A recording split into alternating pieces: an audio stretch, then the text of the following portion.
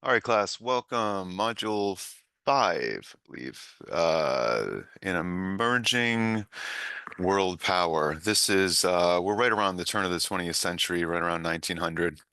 And this is the period where the United States gets, for better or for worse, much more involved in other countries' affairs. Uh, So some questions you'll be able to answer at the end of this. Was American imperialism a logical extension of manifest destiny? I'll explain what that is in a minute if you're not familiar with that term. How did imperialism change Americans' relationship with their government? If we are going to be involved in other international conflicts, our government's going to be bigger by definition, more expensive by definition, and it's going to change the American people's expectation of what the government's job is. Is it to take care of America first, or is it to intervene in other people's problems, basically? Under what conditions should the U.S. intervene in foreign conflicts? That's a timeless question. It's relevant now, the same as it was 100 years ago. When, if ever, is it our responsibility, in your opinion, to get involved in other people's problems? Because unfortunately, there's always going to be something bad happening somewhere in the world that you might say, hey, we should do something about this. That's understandable. But what's the line for you? When do we make other people's problems our responsibility? How did the U.S. entry into World War I change the course of history? That's kind of the last thing we'll talk about in this unit. So on this image here, you see a map of the world, obviously, and the countries that are colored in are the countries where there is a U.S. military presence, where there are American soldiers stationed. Um, there are surely American soldiers stationed in more countries than this. But they might be there in a covert, non-public way that our government wouldn't acknowledge, but let's just keep it simple. Just looking at this map, just, we have American soldiers in approximately 100 countries all over the world. Um, in so if we looked at a map like this, where are there American soldiers? And we were looking at a map in 1890. Where are there American soldiers? Well, nowhere other than our own country, right? But now, for better for worse, we have American soldiers stationed all over the world. So this unit is kind of about how we got to this point. That first question about manifest destiny, I don't know if you're familiar with that term. Manifest destiny was the idea early in our country's history that a lot of people felt that it was our destiny, you know what that is, and manifest, meaning obvious. It's obviously our destiny, according to this theory, for the United States to expand all the way to the Pacific Ocean. And as you know, we did over time.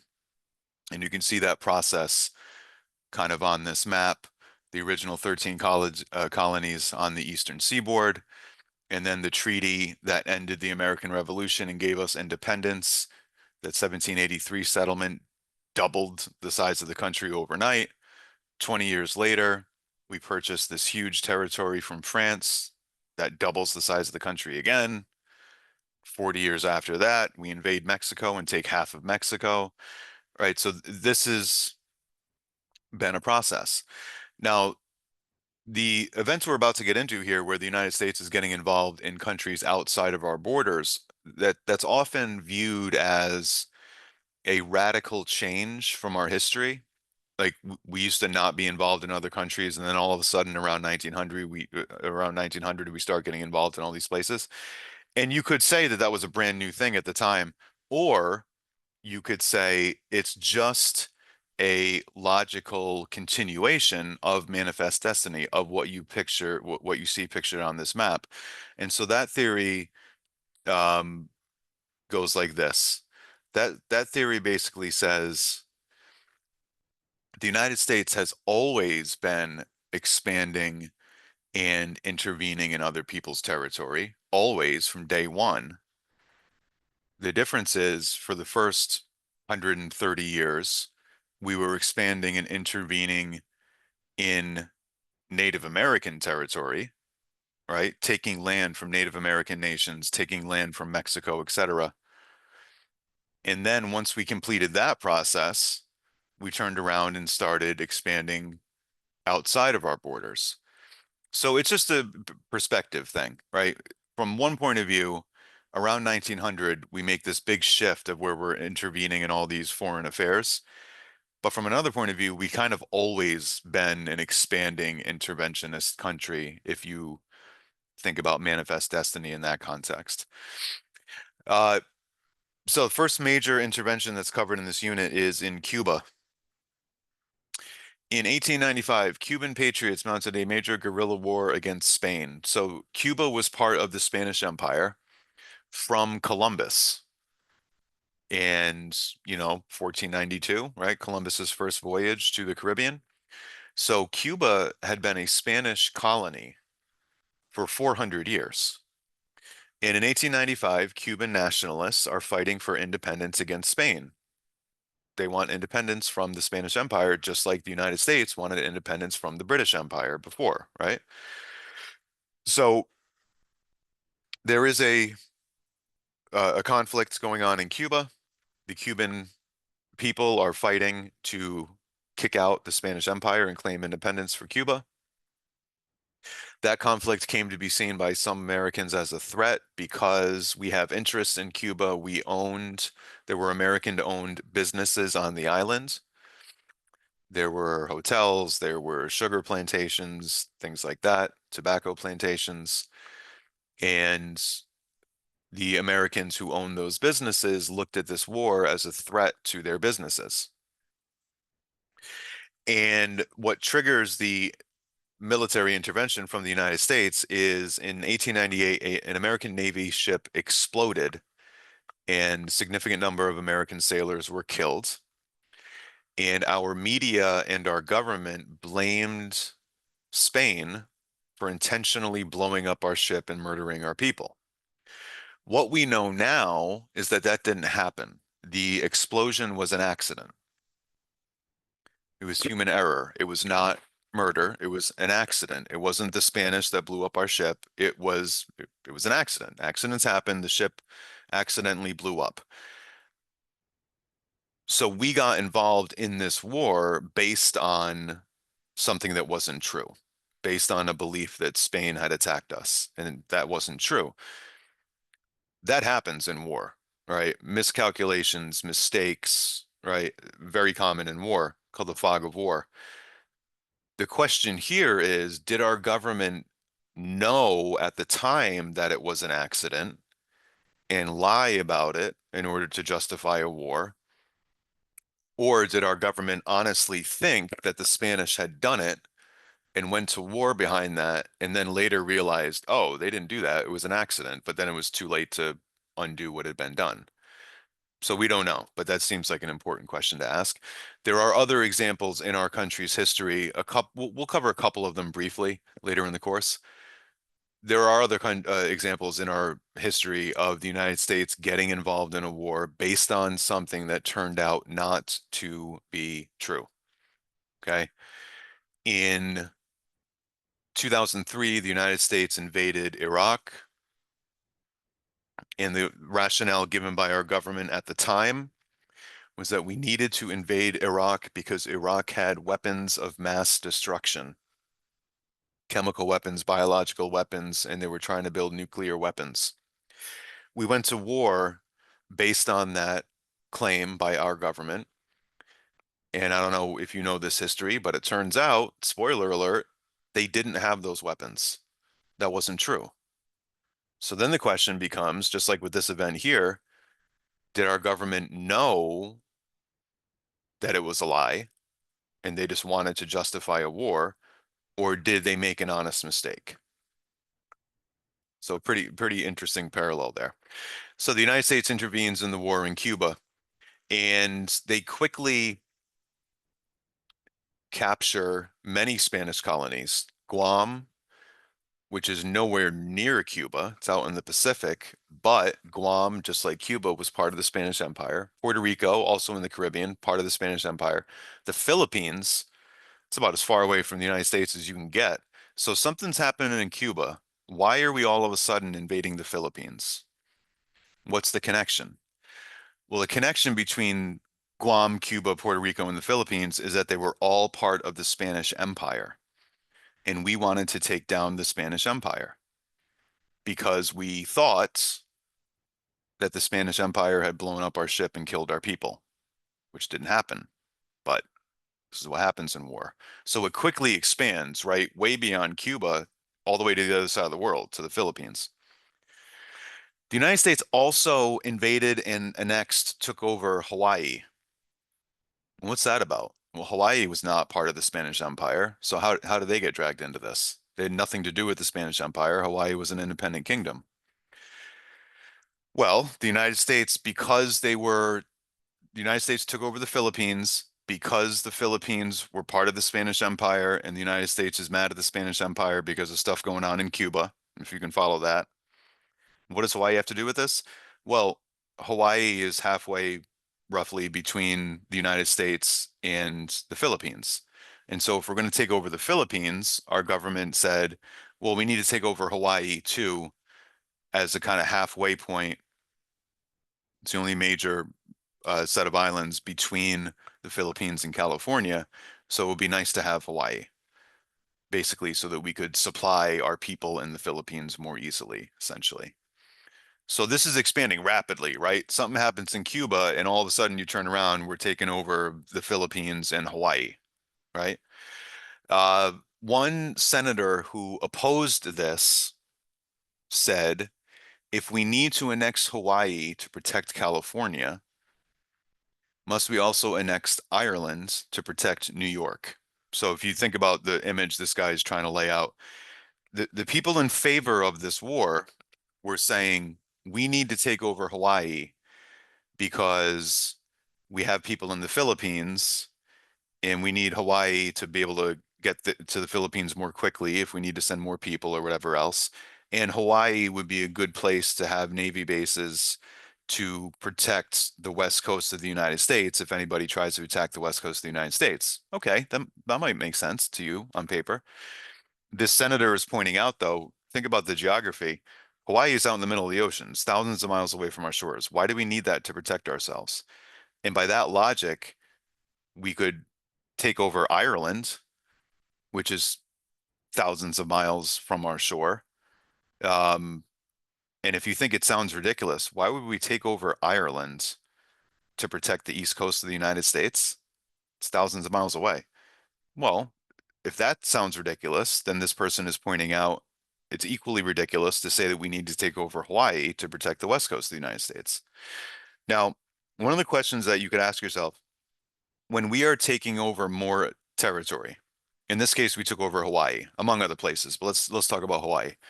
We took over Hawaii, and the people that said that was a good idea said that would keep us safe.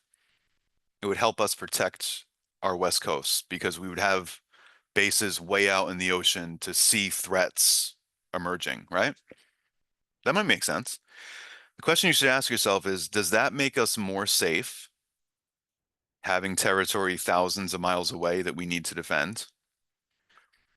Or does that make us less safe because the more territory we take over, the more territory could be attacked by our enemies?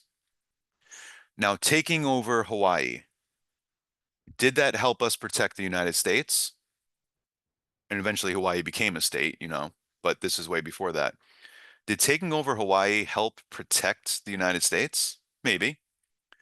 Or maybe taking over Hawaii ended up getting us dragged into World War II, which we'll get to later in the course, but you probably know we got dragged into World War II because Japan attacked Hawaii. Well, if we had never taken over Hawaii, maybe that wouldn't have happened. Right? So we don't know, but that's the one way of you maybe just trying to make sense of these both sides of this argument here. In terms of the Philippines, the text points out initially the U.S. aimed to keep only Manila, that's the capital city you can see there on that map, because of its fine harbor. Good place for ships to come in. Manila was not defensible, however, without the whole island of Luzon on which it sat. So if you see the city of Manila there with that star, and it's on one of the major islands of the Philippines, which is Luzon. So at first we say we just want to take over Manila so that we have a place to put our ships. Then we say, actually, we're going to be vulnerable if we only have that one city because people could attack us from other places on that island. So now we need to take over that whole island of Luzon. And this is what's referred to as mission creep. Very common in war and in other walks of life. Mission creep is the idea that you set out, you start with a goal, something that you want to accomplish. And it usually starts out pretty limited and straightforward and reasonable, right? In this case, we just want Manila. But the mission starts creeping, it starts expanding, it starts growing. We just want Manila. Actually, we need to take over the whole island of Luzon to protect Manila.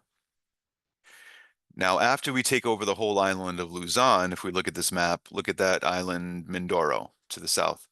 Well, you know what? We have the whole island of Luzon, but what if our enemies try to attack us from Mindoro? We should probably take Mindoro over. See how the mission is creeping? And then it's, all right, we took over Mindoro, but Panay is right across the strait there. If we have enemies on Panay, they could be planning an attack on Mindoro. And so before you know it, the mission goes from let's take Manila to actually we need to take over all of the Philippines, which is hundreds and hundreds of islands. See how that works? Very common in war. You start with a small, limited objective, and then all of a sudden you convince yourself you need to expand and expand and expand. And then all of a sudden the mission becomes much bigger and more complex than you originally intended. The idea of social Darwinism came up earlier in different contexts in a previous unit. That's the idea that survival of the fittest applies to humans, not just animals. President McKinley, after the United States intervened in the Philippines, decided that, quote, we could not leave the Filipinos to themselves. They were unfit for self-rule. And that's an example of the social Darwinist mindset, right? They're not fit. We are more fit than they are. So we intervened in the Philippines in a similar way as in Cuba. There were Filipino nationalists that wanted independence from the Spanish Empire, just like there were Cuban nationalists that wanted independence from the Spanish Empire. We intervened in both. And in both cases, early on, the Cubans and the Filipinos were happy that we did because they wanted the Spanish out and they knew that we could help them kick out the Spanish. And the enemy of my enemy is my friends, right? We had a common enemy. The Filipinos and the Americans both looked at the Spanish as an enemy. The Cubans and the Americans both looked at the Spanish as an enemy. But what happened in both cases, in the Philippines and in Cuba, was that after the Spanish were kicked out, the Cubans and the Filipinos said, thank you, Americans, for your help. We appreciate it. Now please go home. Right? Because the Filipinos, they wanted independence from the Spanish. They didn't want to trade the Spanish Empire for the American Empire. They wanted independence. And our government decided that we could not leave the Philippines after kicking out the Spanish because the Filipinos were not fit for self-rule. The Filipinos react, as you might predict, beginning a war against us because they realized they got rid of the Spanish, which is what they wanted, but now the Americans won't leave. So the Filipinos start up the war again. Now it's to kick us out. And they begin an insurgency, and thousands of Americans are killed. Hundreds of thousands of Filipinos were killed. Brutal, brutal war. Another intervention around this period was Panama. President Roosevelt arms and finances rebels in Panama to break away from Colombia. You can see Colombia on that map to the east. You can see Panama right in the middle. Panama was part of Colombia. It was a region of Colombia, just like, New England is a region of the United States. Panama was not an independent country. It was part of Colombia. Now, people for a long time, had been wanting to build a canal in Panama because of the geography. It's a very narrow piece of land. It's perfect for a canal. Everyone understood that just by looking at the map. But because of the Industrial Revolution, this was the first time we had the technology and the machines to actually make it realistic. So the United States approached the government of Colombia and said, hey, we'd like to build a canal through your country in the Panama region. And we made the Colombian government an offer on profit sharing or whatever else, whatever other details. And the Colombian government rejected our offer. They didn't think it was generous enough for whatever reason they had. And the United States reacted by going to people in Panama and saying to the people that lived in that part of Colombia in Panama, hey, how would you like to have your own country? You can be independent from the rest of Colombia. And the United States gave the people in Panama money and weapons to start a war of secession, of separation from the rest of Colombia. And Panama was able to declare independence from Colombia, and the United States supported them in that. And now there's all of a sudden this brand new country named Colombia, and the United States government then goes to that brand new government of Panama, and says, hey, can we build a canal in Panama? And the new Panamanian government, which is now all of a sudden independent from Colombia, agrees. And the construction of the Panama Canal begins. Now, is this underhanded and shady and unfair to Colombia? Yes. I mean, welcome to how countries behave. Yes, it is. Building the Panama Canal, the United States spent huge amounts of money and lost tens of thousands of people to disease and accidents building this canal.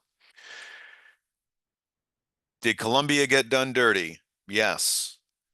Uh, who benefited from the Panama Canal? The United States benefited, surely. Panama benefited. You know who else benefited? The entire global economy benefited. So does that justify what was done to Colombia? I don't know. But several things can be true at once. This was underhanded, just power politics. Colombia got ripped off. That happens. The entire global economy benefited from the Panama Canal. The Panama Canal allowed goods and people to be shipped much more quickly and therefore more cheaply, and everybody benefited. World War I, that's kind of the centerpiece of this unit. Causes. It's a very convoluted thing where everyone has a different opinion about how this happened, why it happened, who's at fault. But all of these forces that you see listed here contributed to World War I. So we'll go through them one by one. Imperialism. This is a period 100 years ago, a little bit over 100 years ago. It's a period of empire.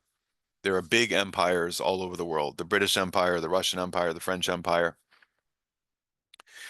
On this map, the French Empire is in purple and the British Empire is in pink, for example. And so what does this have to do with World War I? Well, a war broke out in Europe, which, if you know anything about European history, that's the rule. That's not the exception. Europe, um, not in our time frame, but historically, Europe has pretty much always been at war with itself. And so the idea that, for example, France would go to war with Germany, okay, that's not a new thing.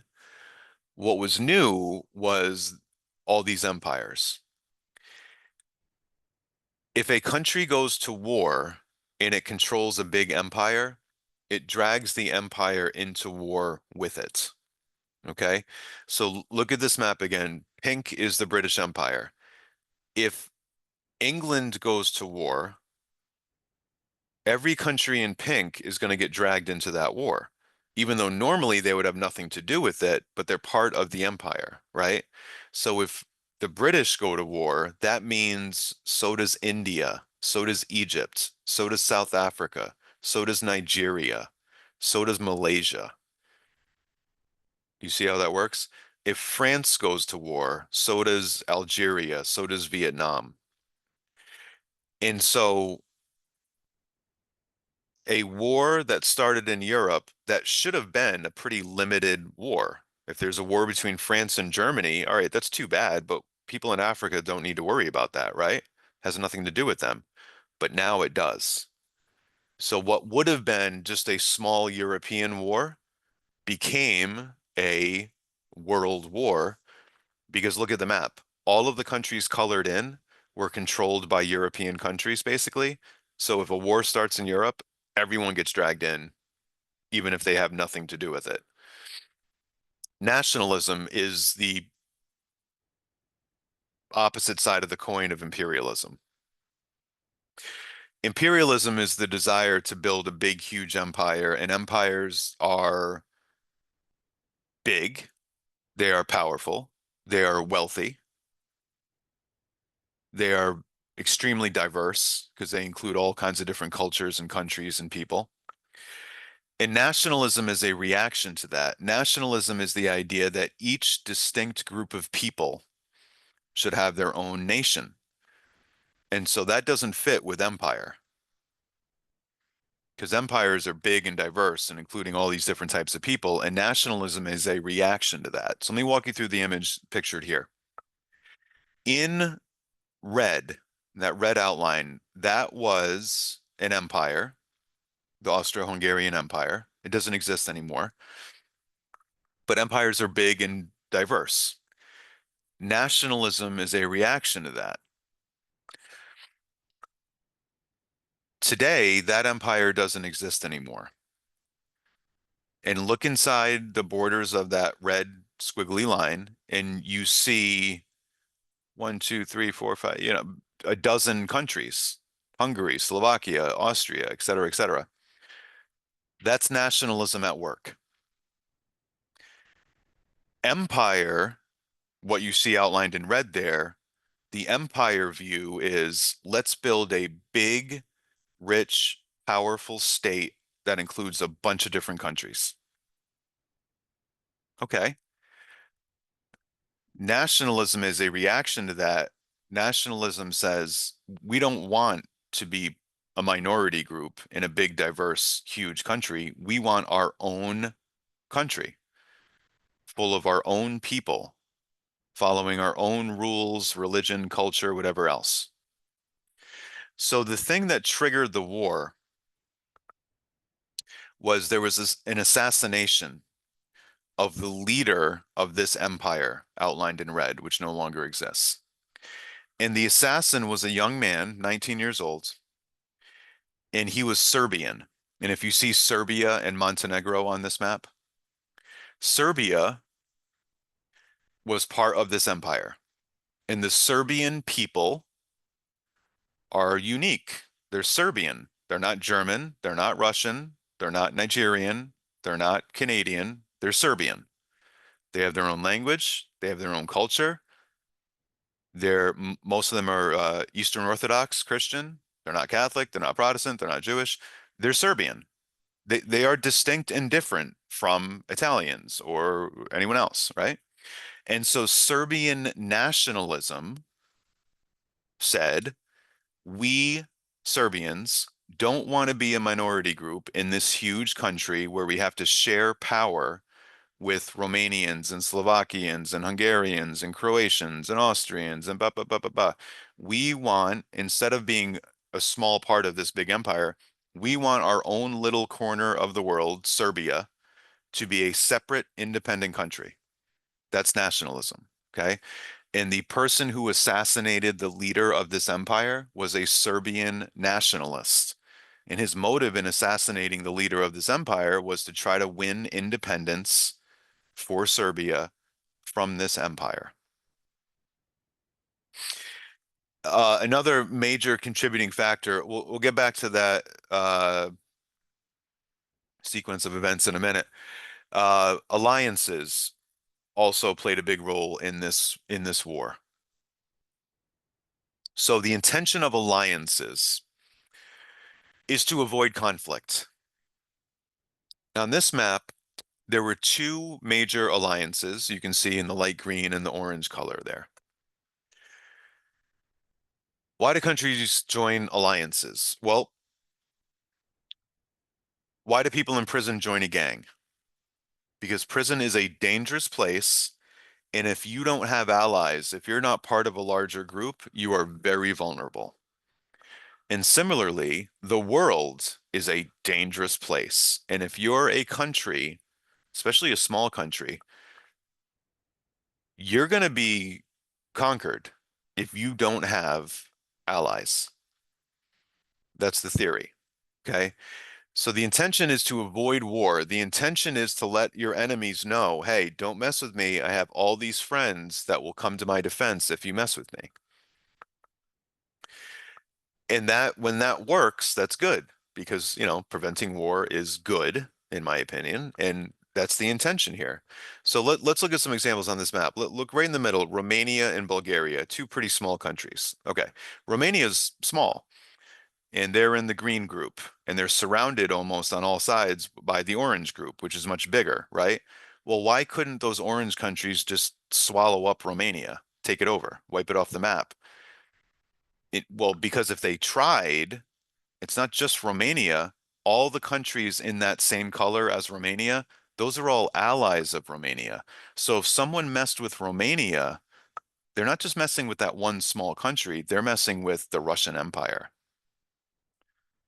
So they might not mess with Romania because Romania had powerful friends. Does that make sense? So when that works, that's great. No one's going to start a war because if they do, everyone's going to jump in.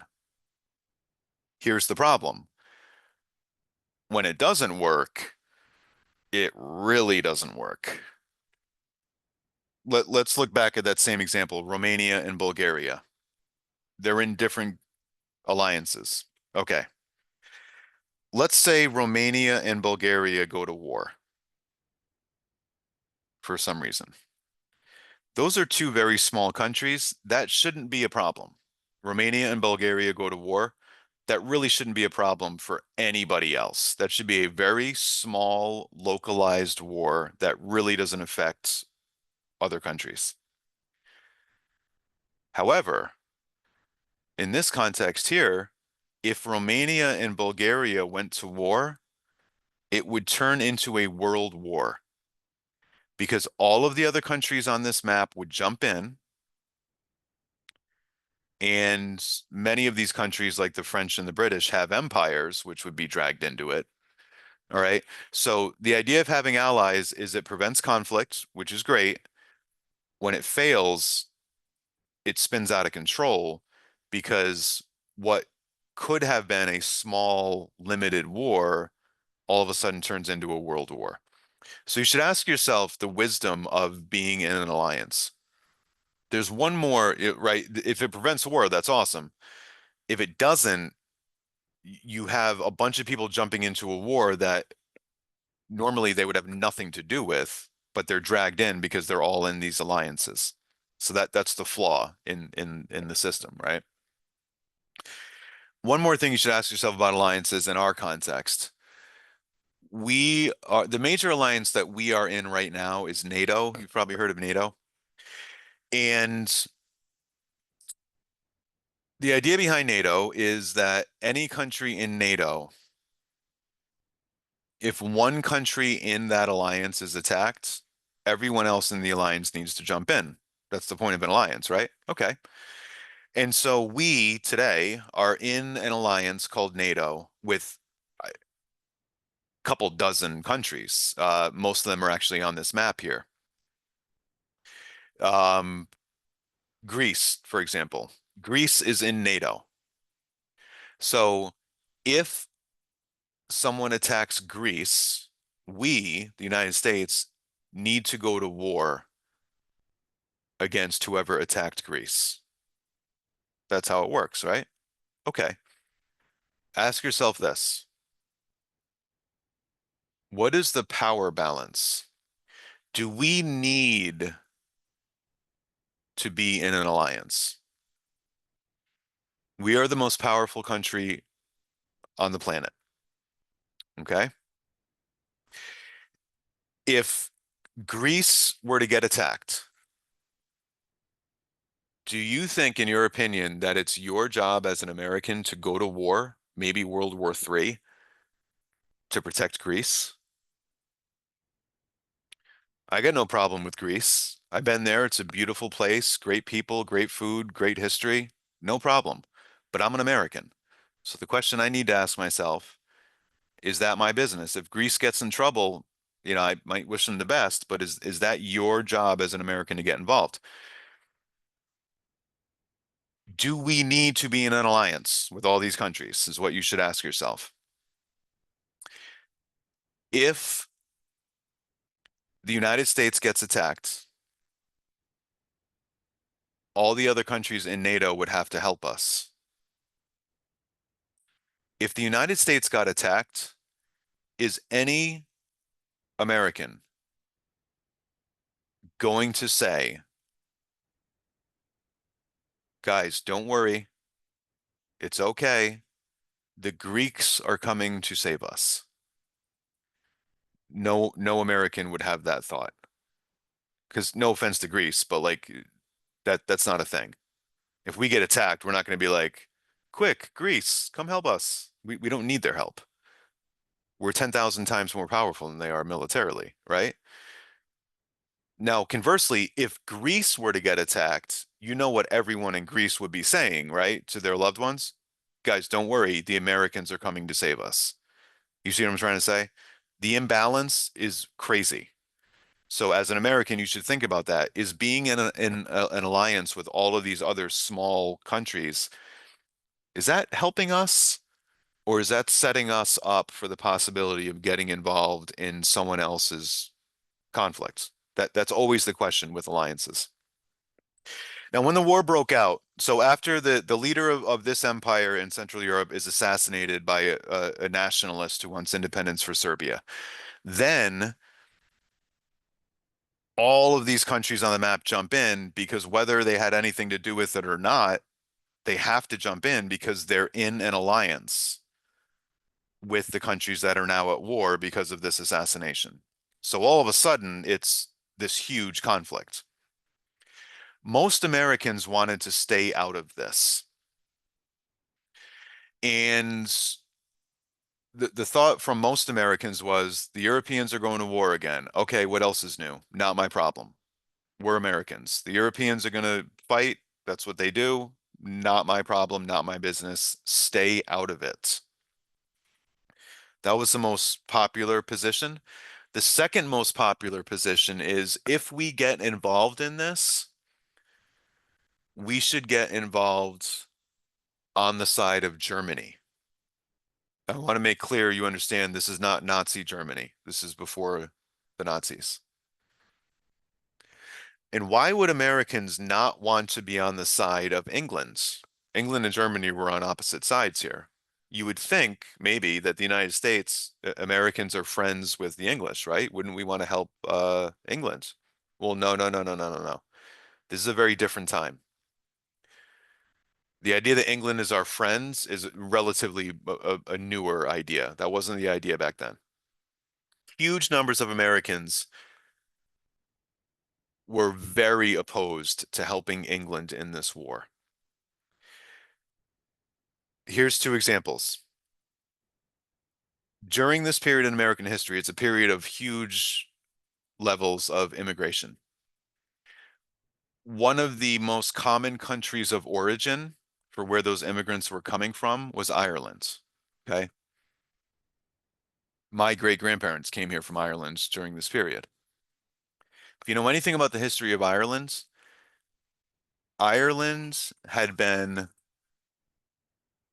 conquered by the British Empire 250 years before this.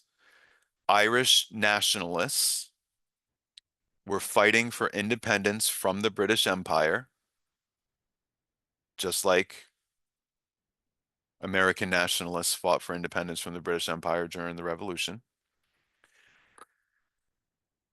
Ireland and England were bitter enemies. The Irish looked at the British as They're enemies. The Irish nationalists were fighting for independence. That's what this photograph is of. These are Irish nationalists fighting in the streets to kick out the British from Ireland. And the British military came in and crushed these people and executed them. Ireland and England have a very long history of being enemies. Okay. So Irish Americans, most of whom were first generation, uh, they had grown up to hate England, and an Irish American is going to be in no way in favor of helping England do anything, if that makes sense. So millions of Americans are of Irish descent. You're not going to convince those people to go back across the ocean to help their conquerors, the British, in any way. Another major country of origin for immigrants during this period of American history is Germany. Huge numbers of immigrants during this period were from Germany. And same thing, there's a war going on involving Germany. How are you going to convince German Americans to go back across the ocean to fight a war against their mother country? To maybe literally go kill their own relatives, right? Does that make sense? So, for different reasons, there were huge numbers of Americans, different historical and cultural reasons, huge numbers of Americans looked at the British as our enemy, not as our friends, right? The idea that the British are our friends are it's a relatively new idea. 1915, a German U-boat, German submarine, torpedoed and sank the Lusitania, which was a British passenger ship. This is during the Titanic period, right? Big, beautiful Titanic-like ship. Sunk the ship, killed huge numbers of people, including 128 American civilians. Why would the British sink a ship with Americans on it? Because the Americans are not in the war. And the Germans, well, think about this. Germany's at war with a bunch of other countries. The United States is not involved. What does Germany want? Germany would love for the United States to get involved on their side, of course. That'd be nice. And killing Americans is obviously not conducive to that. And Germany would also love for the United States to just stay out of the war.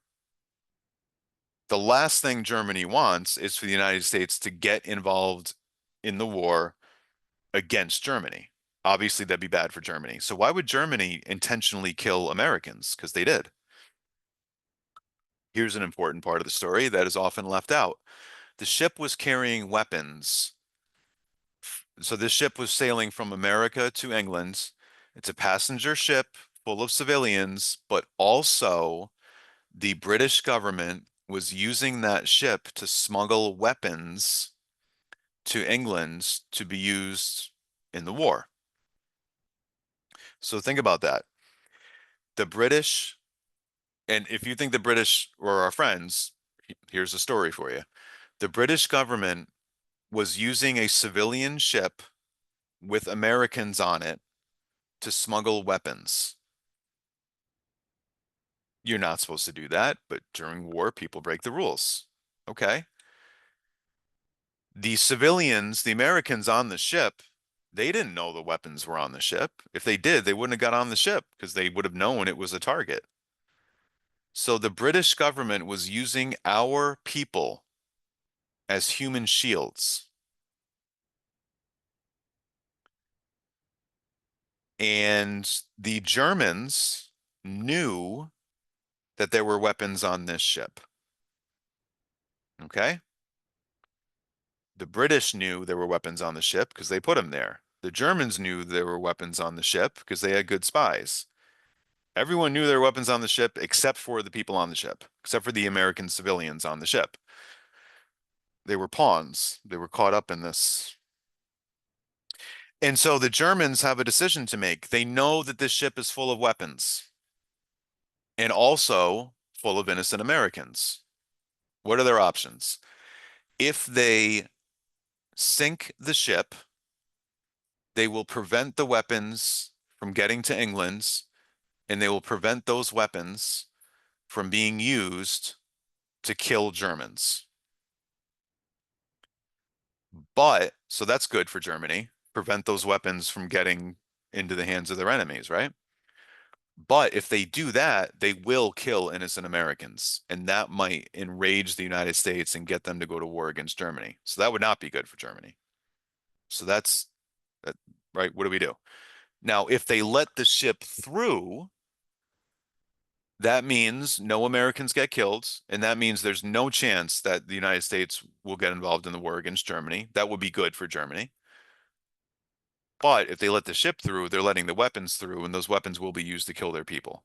So do you see how this whole setup was a win-win for the British? We'll put weapons on a ship with innocent Americans on the ship. If the Germans sink the ship, that will enrage the United States and they might jump into the war against Germany, and that would help the British.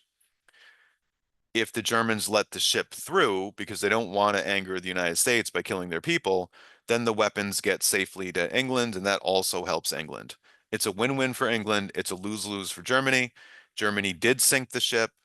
The United States was angry, of course, but did not get involved in the war.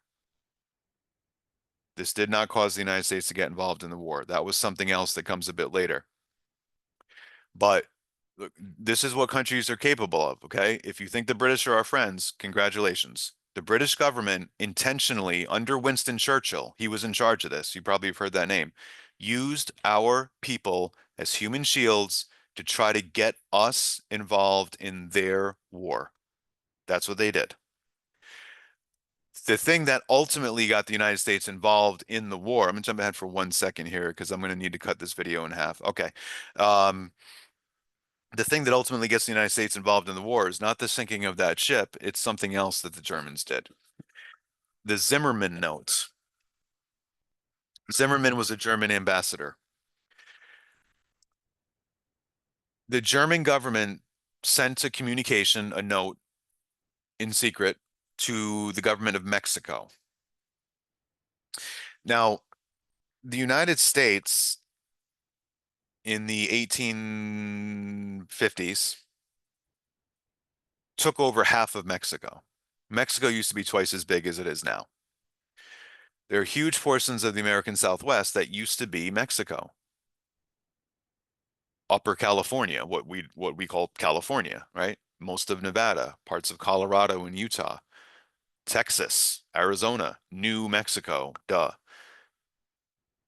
The United States took half of Mexico.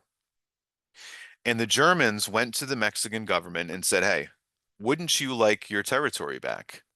Wouldn't you like Texas back? Wouldn't you like Arizona back? We, the Germans, will help you. We'll give you money and weapons if you invade the United States to take back Texas, for example." So that's what the note was. That was what the Germans were trying to do. They were trying to get our neighbor to attack us. And what Germany was thinking, evidently, was if because they want the United States to not get involved in the war. And so Germany comes up with this plan. If they, the Germans, can get our neighbor, Mexico, to invade us, no American is going to want to send soldiers halfway around the world to intervene in whatever's going on in Europe. Because if we're getting invaded across our own border, obviously we're going to be focused entirely on that rather than potentially sending our army to the other side of the planet. Does that make sense? That was their intention. We'll keep the Americans out of the war by giving them their own crisis on their own border. But we found out, our government found out about this. Mexico never acted on this. Our government found out about this plan, and that's what caused the United States to get involved in World War I against Germany. because Germany tried to get our neighbor to invade us. So that caused us to declare war on Germany. Now, one thing that happens in all emergencies is that your rights will be restricted. And we'll walk through an example here. In your lifetime, COVID is the most obvious example. That wasn't a war, but it was an emergency, right? And your rights were restricted in a way that if you told somebody in 2019 that there would, that COVID would hit, and if you told someone in 2019 what the restrictions would be, they wouldn't believe you. And the question you need to ask yourself in any emergency, any government, including ours, is going to say to its people, this is an emergency. You need to give up certain rights so that we, the government, can handle this emergency. They're always going to say that. The question you need to ask yourself, and I hope you asked yourself this question during COVID, the question you need to ask yourself is that a reasonable sacrifice? Is that a reasonable trade-off? So in World War I, there were big restrictions on the rights of American citizens because we were in an emergency. The Espionage Act gave postal officials the authority to ban newspapers and magazines from the mail if any of the newspapers or magazines or letters or any other communication were in protest of the war. Now, you guys, look, the post office, really, like that, we don't worry about that now. Think about this though. This is pre-internet, it's pre-TV and radio. The post office is how people communicated. That was it. Okay. So instead of post office, imagine if this was internet. Okay. Imagine if we got into a war right now and our government passed a law saying the government has the power, the authority to ban any speech on the internet that is anti-war. Pretty severe restriction of the First Amendment, no? By definition. That's what this was. You should ask yourself if you think that's reasonable. The Sedition Act was another major restriction on free speech. Made it a federal offense to use, quote, disloyal, profane, scurrilous, or abusive language about what? The Constitution, the government, the American uniform, or the flag. I want to point out a couple things here. Disloyal, profane, scurrilous, or abusive. Those are adjectives. And if you are reading a law and the operative language in the law is a list of adjectives, that should make you very nervous. Okay, here's what I mean by that. Laws are supposed to be objective and measurable, right? So like, for example, we have speed limits. The sign on the side of the road does not say, don't drive too fast, because that's subjective. What does that mean? Right? It gives you a number, 65, 45, whatever it is. It gives you something objective and measurable. And this law here, the Sedition Act, made it a crime, but the triggering language here, these are all adjectives. Disloyal, profane, like what does it even mean? It means whatever the government wants it to mean. That's a problem. So you can't use negative language about what? The Constitution, for example. Okay, so let me give you an example of what this could mean. If I asked you, so for example, a lot of people are really not fans of the Electoral College, for example. The idea that the president is not elected by popular vote, and that occasionally in our history, there have been people elected president who got fewer votes than the person they were running against. You know this. This happened in 2016. President Trump got about 3 million fewer votes than Hillary Clinton, but he won the election under our rules, electoral college, right? A lot of people can't stand that. Okay, no problem. I get it. If I asked you, do you think we should get rid of the electoral college and elect president by popular vote? And you said, yes, I think that'd be a good idea. I could then turn around and say to you, I regret to inform you, you've just violated the Sedition Act because the Electoral College, which you're criticizing, it's in the Constitution. And if you say we should elect president by popular vote, and I am going to accuse you of just having used disloyal, scurrilous language about our Constitution. How dare you criticize the Electoral College? How dare you criticize our Constitution during an emergency? You see how that works? If you remember, so you can't criticize the Constitution, okay? Can't criticize the government. This is when Woodrow Wilson was president. If you say Woodrow Wilson is an arrogant, elitist, white supremacist menace, which he was, um, you just violated the law. If you are disloyal to the flag, if you all remember a few years ago, this big dust up in the NFL about players kneeling for the national anthem before games. Colin Kaepernick was the most well-known one, right? NFL players kneeling for the national anthem. Woodrow Wilson would have thrown that dude in prison in half a second. He would have said, how dare you be disloyal to the flag during the war? The government prosecuted over 2,000 people under these acts. Here's one example. Goldstein. Robert Goldstein was a director in Hollywood. He made a movie during the war.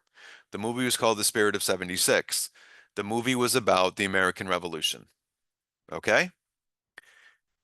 He's an American making a movie about the American Revolution. In our consciousness, in our narrative of the American Revolution, we, America, were the good guys, right? And therefore, the people we were fighting against were the bad guys, right? Who did we fight against in the revolution? England.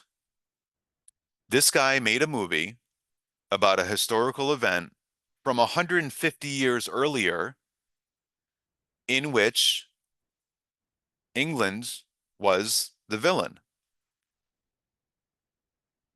And Woodrow Wilson put him in prison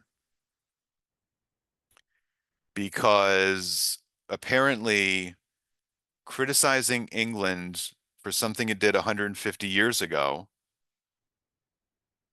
is interfering with the war effort because England all of a sudden is our friends and we need to pretend that they've always been our friends and forget that we fought two wars against them to get our independence in the first place or something. This guy was put in prison for making a movie about the American Revolution during World War One. Okay?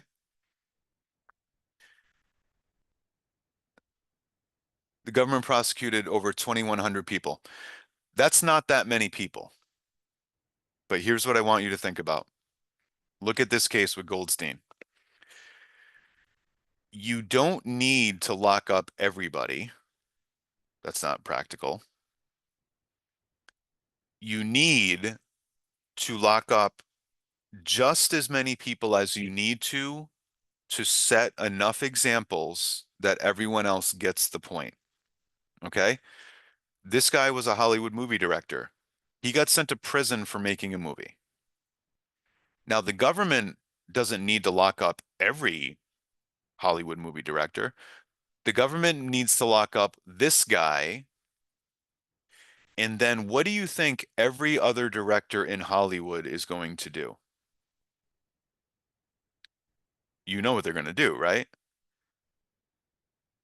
They are going to look at this guy, one of their peers who got sent to prison for making a movie, and every other director in Hollywood is going to be like, okay, don't want to be that guy. I'm not making a movie that has anything to do remotely in any conceivable way with anything political, because I don't want to go to prison. I'm going to make movies about puppies and ice cream and baseball. I am not making any movie about anything that could conceivably be construed as controversial, political. I don't want to go to prison. You see how that works? You just need to make a few examples, and then everyone else will censor themselves and shut up. That's the intention of laws like this. Another person put in prison by Woodrow Wilson, who I will remind you, the historians and the textbook authors love. Um, he locked up one of his political rivals, this guy Eugene Debs, who was encouraging young men to not enlist in the military. And that was interfering with the war effort, and he was put in prison. And he ran for president from prison and got over 1 million votes, which is more than it sounds like. The population was much smaller at the time. So Wilson's locking up random people. He's locking up Hollywood movie makers. He's locking up his own political rivals. Last few things I'm going to show you are some propaganda posters from the war. This medium now is antiquated, but at the time, again, pre-internet, pre-TV, pre-movie theater, pre-radio, this was a major form of communication, these big posters that you would see in public to support the war effort. The one on the right, USA bonds, that's encouraging people to buy bonds. We don't need to get into the weeds on that, but that's a way for the government to raise money during a war. The one on the left, though, is a lot here that I want you to assess. Daddy, what did you do in the Great War? That's what the girl is saying to her father. Now, this is aimed at young men who the government wants to enlist in the military during World War I. Okay. And so think about the audience here. That's the audience, the intended audience, young men. How do we get them to enlist to join the war?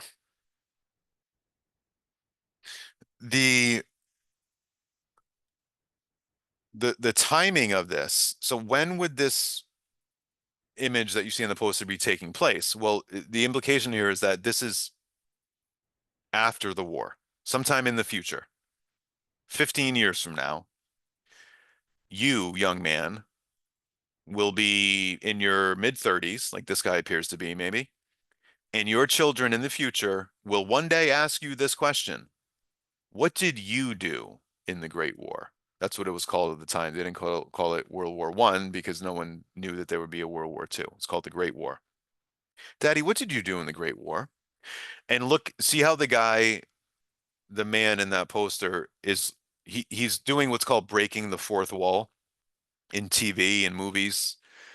Um, Breaking the fourth wall in the context of TV and movies is when the actor breaks the fourth wall. The fourth wall is the screen. When the actor looks directly at you, the viewer, I don't know if you've ever thought about this, it's actually quite rare in TV or movies for the actor to break the fourth wall, to look directly at you eye to eye. It's very rare. That's what this guy's doing. He's looking directly at you, the viewer. And you see how he's kind of nervous? He's kind of like, oh, geez, how do I answer this question, right? There's so much going on here. So, how does he answer this question? What's the subtext here?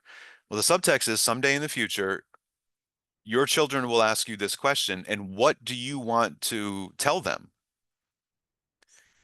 And the subtext is you want to tell them, your children in the future, that you fought in the war because that makes you a hero, right?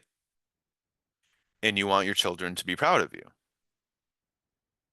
You want to be able to answer this question. Well, honey, I enlisted and I did my duty, and your daddy's a hero, right? Now, conversely, if you tell your children in the future that you didn't fight, what are they going to think? They're going to think you're a loser. They're going to think you're a coward. They're going to be ashamed of you. Okay, this is incredibly effective messaging.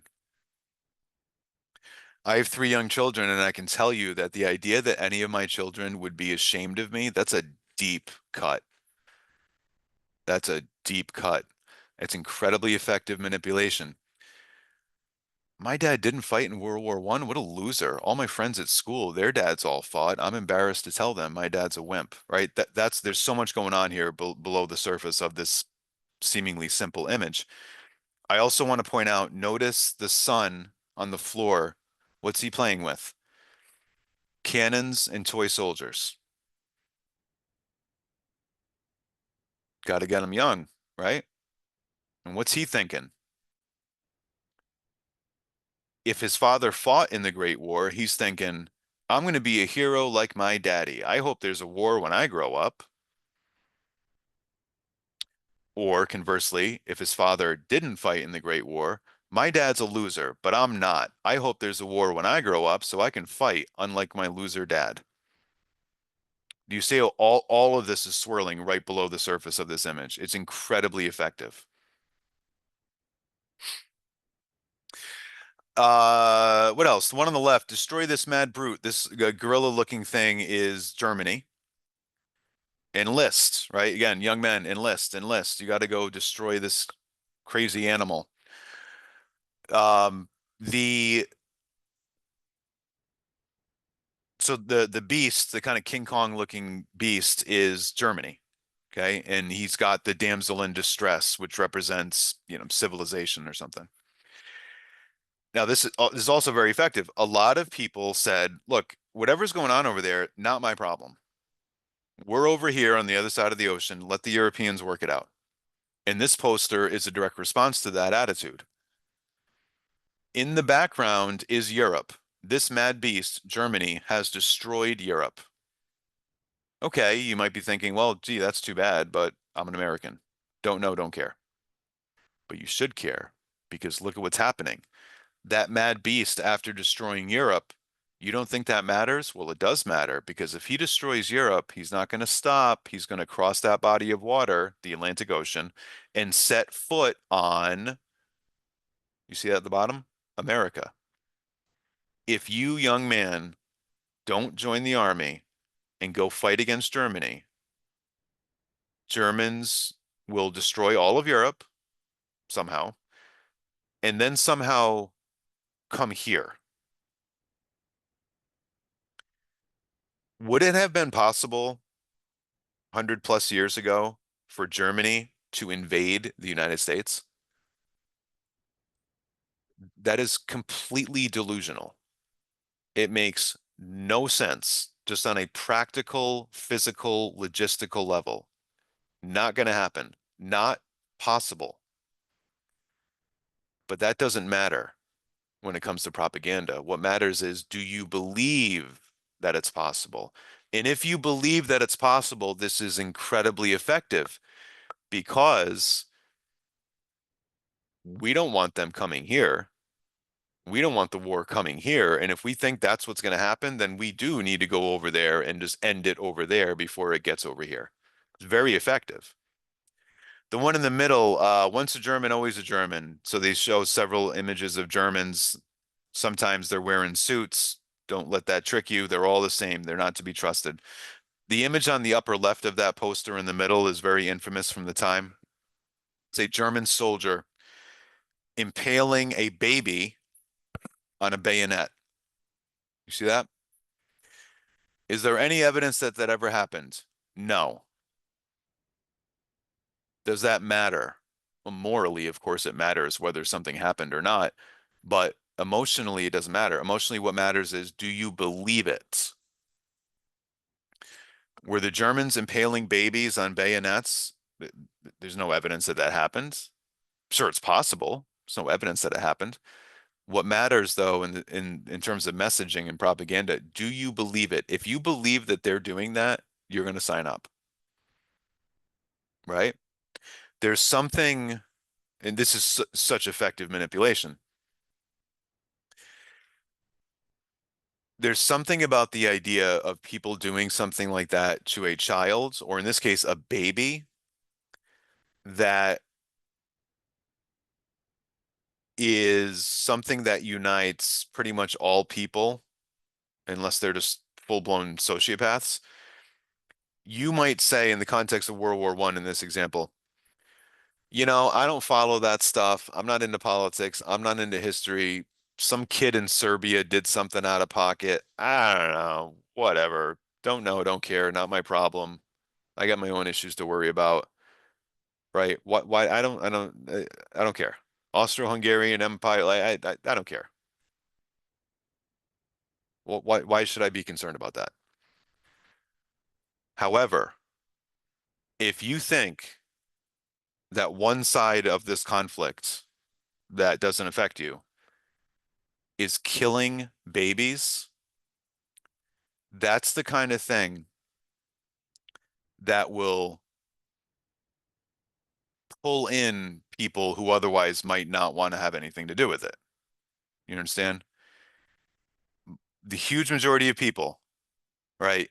You can look at countries doing shady stuff and doing, fighting each other and killing each other for reasons that you don't comprehend, and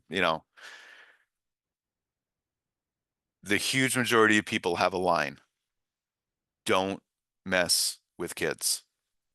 And if you do, I don't need to know any of the details. I don't need to know the context. I don't need to know the history. I don't need to know all the but the alliance of up.